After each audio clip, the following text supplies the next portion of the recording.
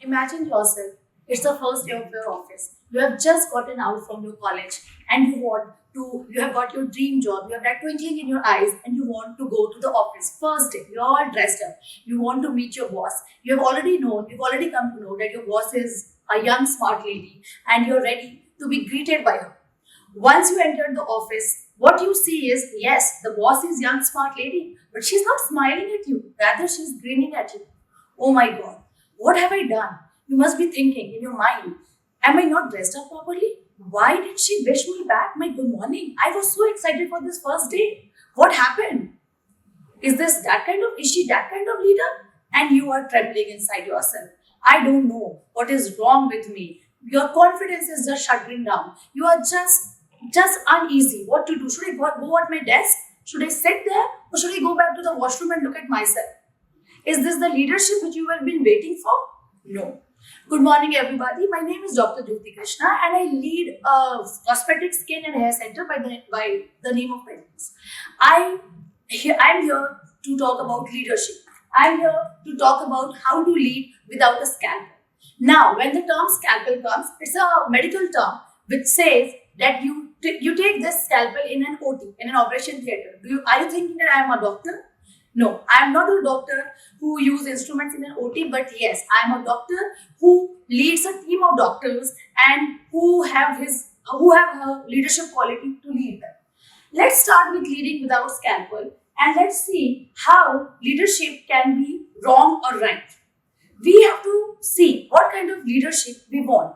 Since your age group, you must be thinking, you must be out now from the college and you'll be going for a leadership in an organization. For a good leader, you will have to see what is my leader, what kind of leader I have got. Do you want your leader to be loud? Do you want your leader to be having shouting on you all the time, or do you want someone who can lead you with empathy?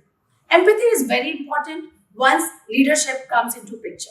Empathy is important because if we are not leading with grace, but we are leading with grit is here like confidence, courage, but again, with leadership comes responsibilities, and sometimes leadership can be rude.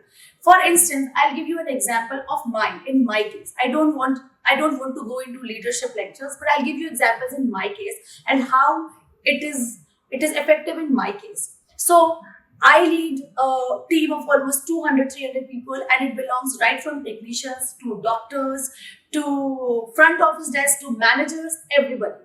Now there are different things which these employees, they want. They all want empathy. They don't want me to be always overpowering them, always overruling them, and not listening to them.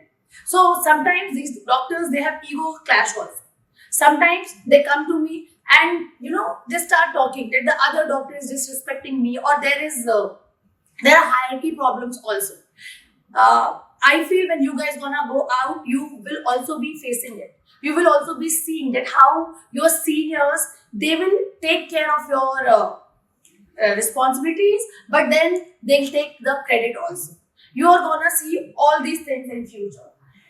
I have been leading this organization since 12 years now. I was also a fresh out from my MBA, and I was also, have done my training, and my mentor was very strict. Very strict means very strict. I used to shudder, shiver when I used to enter his cabin. He had an army background, and he was very strict, and he wanted me to be a good boss in future. I was working under him. He was a good mentor, but again, I had that fear in my mind that, always that fear that once I don't want to be him. I don't want to be him. I always used to tell in my mind. The moment I used to get up in the morning, I have to dress up properly because he wanted a well-dressed person always. So that I have learned from him. He wanted a well-groomed person. That I have learned from him. And he wanted me to be a boss who is very strict. Unknowingly, I had become him only.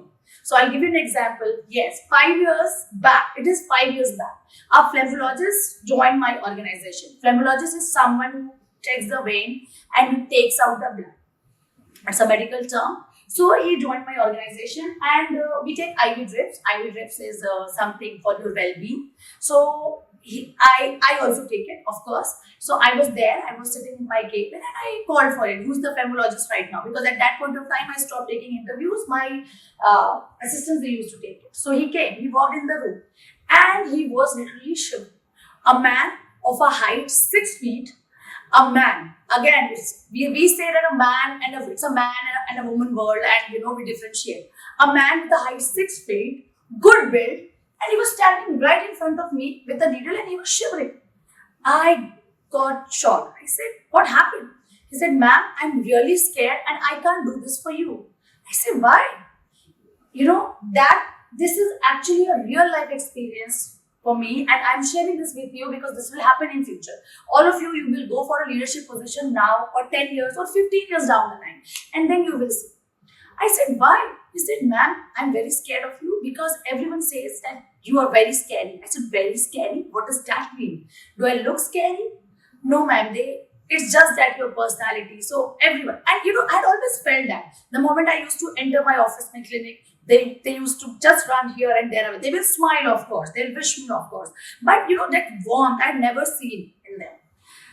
I asked him, "What have you got?" And then that was the moment when I realized that I should take a feedback of mine. In leadership, feedback is very important. Feedback is why? Because see, a leader goes and shows. A leader should also know that what is he showing. So I wanted to take a feedback. I did a random check. I called 2 or 3 of my whom I felt and whom I thought that they are my good people. You always have a good block of people and a follower and non-followers. Huh? So I called my followers. I said, "What is my feedback going in the office? Why are they so scared of me?" They started telling me, "Ma'am, there is some problem. They all think that you're very strict, and if we will go against you or we will say something against you, they'll be fired." Okay, so again, I didn't have that power of firing, because there are 2 other directors also. I didn't have that power of firing, but I don't know, my personality said that. I introspect, and then I thought, no, I have become my boss. Unknowingly or knowingly, I have become him. And I didn't want to become him, but I had become. So that day I thought, I'll change myself. And this is 5 years back, by the way. 5 years back this happened. And then I thought of changing myself, and then I changed myself. I became something who is now very empathetic, who talks to the employees. I share lunch with them. From my cabin outside, I removed my title. I am no CEO. Just write Jyoti Krishna, and sometimes it gets removed also when the other doctor has to use the cabin. So yes. So I changed myself there. So this is what leadership is not about showing your power or overpowering people or someone who is younger or who has less experience, but leadership is about helping them, mentoring them. Now I'll tell you something about the world inside my cosmetic center. What happens there and what I do. How as a leader I help them. So there are 2 kinds of world inside this cosmetic center. Superficial and emotional. So we have someone who is full of confidence coming in, like beautiful, beautiful girls coming in, walking by, full of confidence, and they want more from life. So they are full of confidence, brimming with confidence. And then we have underconfident people with us. Underconfidence, no hair. 21-year-old guy coming in, and they are like, "We don't want to lead this life, and we are very unhappy with our life. I don't have a girlfriend. I'm there at backbencher. Nobody knows me. Nobody looks also at me." So 2 kind of people we have to take care of in that, and there my leadership comes. My managers will come and they'll talk, "Ma'am, this girl, she has come." Certain kind of now with social media all around, with all these influencers all around, with all this marketing strategy all around, there are certain things which I have to lead and I have to see. So yes, now battling with self-doubt is another problem that I told you. Now they come, I have to counsel them also. See, imagine 5 minutes I have got in one day of work, and 5 minutes, first 5 minutes I'm talking to a person who's very underconfident, and who is, you might ever know that what can he do? I mean, he is very underconfident. I have to make him meet with the doctors. The doctors are very busy running because they're doing surgeries, they're doing hair transplant, they're doing certain other things. And I have to counsel them. Who is coming into the picture? I am coming to the picture. I'm counseling them. I'm making them understand. So see, life is not, life will change and all. And on the other hand, again, I have to switch back. So my leadership here is that again I have to switch back to someone who is overconfident, in me also. I have to listen to them also, because because they are there, they've got like, so I don't know how many million followers, and they're there, and I have to counsel them also. My leadership is just juggling between them. I have to manage checklists and operations, which of course a leader has to do. See, we have people to work with us. You all will have 10, 15 years down the line, with the talent, with the capability. You never know. One will be an entrepreneur, the other person may be working. You never know. Someone must be working with Microsoft only. You will always have a leader to work with, but you will have people to work with. But you will have to see. You will always have to monitor the curve. Also, holding the spaces for egos or fears. Again, I said there are managers who do their sales. Sometimes they become very unexpectedly, they want their incentives, and sometimes they become very unhappy with the other sales managers. These cat fights happen amongst the employees. That also you're gonna face when you're growing up, and when you're going to an organization, you're gonna face that also.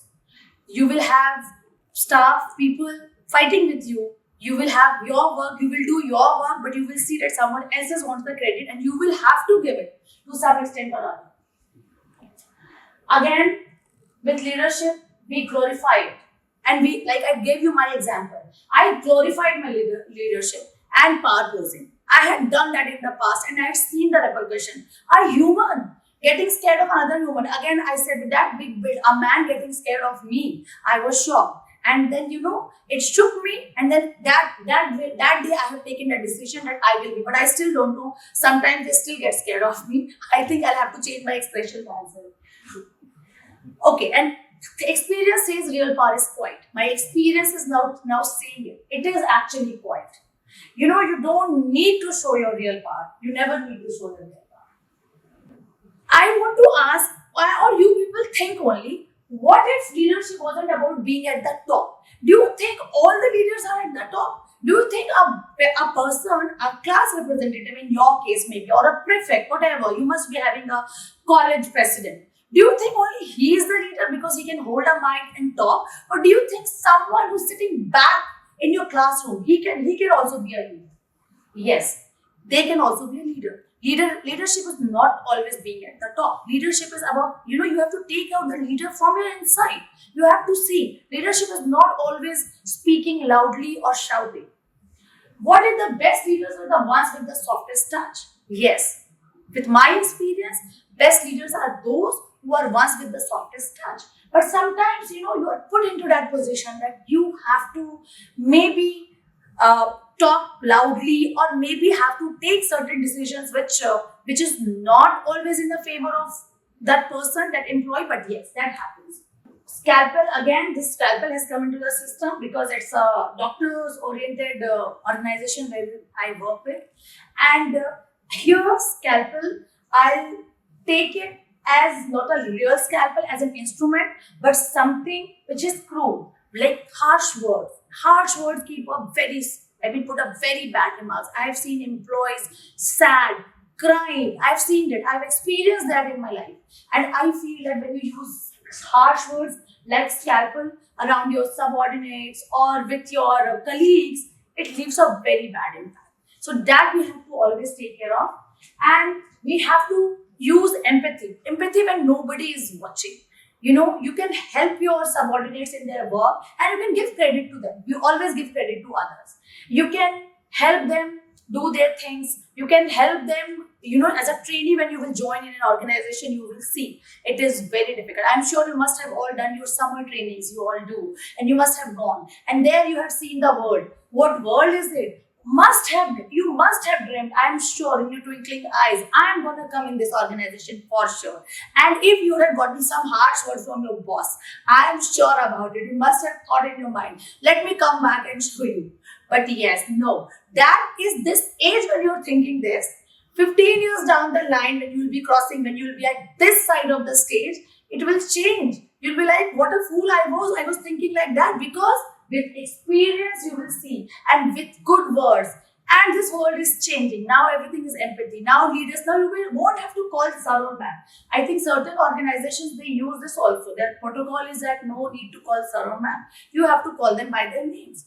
Here, I called my boss because my training was in a MNC. So there, 20 years back, maybe there I used to call him by his name. His name was Samir. So I used to do Samir and all that. So it was good, nice there. Then when I joined this government organization for my job, so it was not a government, but kind of semi-government organization for a job. So there, I called my boss by his name. His name was Nalin. I called him, yes, Nalin. He said, what are you saying? Because he was an army background. He had that. He has got a retirement from army, and there was his bosses of bosses. So you had to. So yes.